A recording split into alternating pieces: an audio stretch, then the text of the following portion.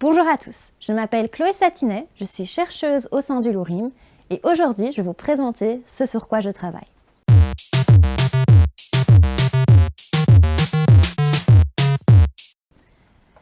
Alors je pense que ce n'est plus un secret pour personne que notre mode de consommation actuel a un énorme impact sur l'environnement.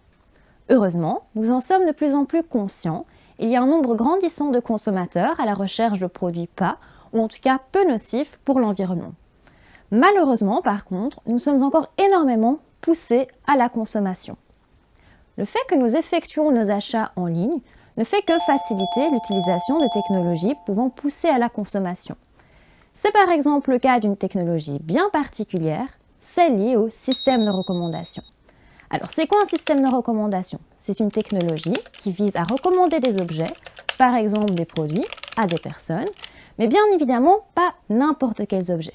Les objets que ces personnes apprécieront très probablement, étant donné leur profil sociodémographique ou étant donné les achats qu'elles ont effectués dans le passé, par exemple. Il peut également s'agir des achats effectués par des personnes similaires, c'est-à-dire des personnes avec le même caractéristique sociodémographique ou des personnes qui s'intéressent habituellement aux mêmes produits. En allant sur des sites e-commerce, vous avez sûrement déjà dû voir des phrases du style « ces produits pourraient également vous intéresser » ou encore « d'autres personnes ont également acheté ceci ». Il s'agit de recommandations. Des études récentes ont montré que ces recommandations permettent de réduire le temps que les utilisateurs passent à chercher des produits en ligne. Il semblerait même que les utilisateurs aient tendance à être plus satisfaits de sites e-commerce utilisant des systèmes de recommandation et à être plus loyaux envers ceux-ci. Ça veut dire qu'ils vont retourner plus facilement sur le site, acheter plus souvent et tout simplement acheter plus.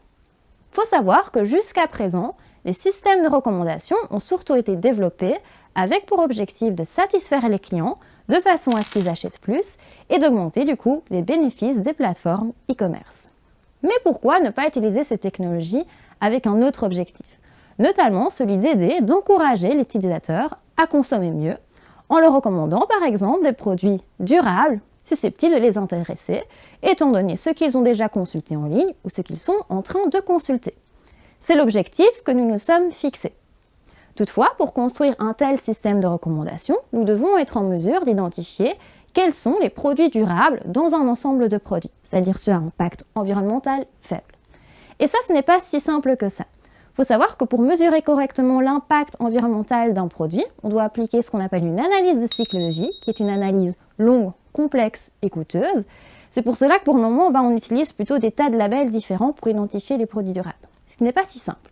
C'est avec cela en tête que nous avons décidé de d'abord explorer l'utilisation d'outils de machine learning afin de créer un modèle qui pourrait simplifier l'identification de produits durables.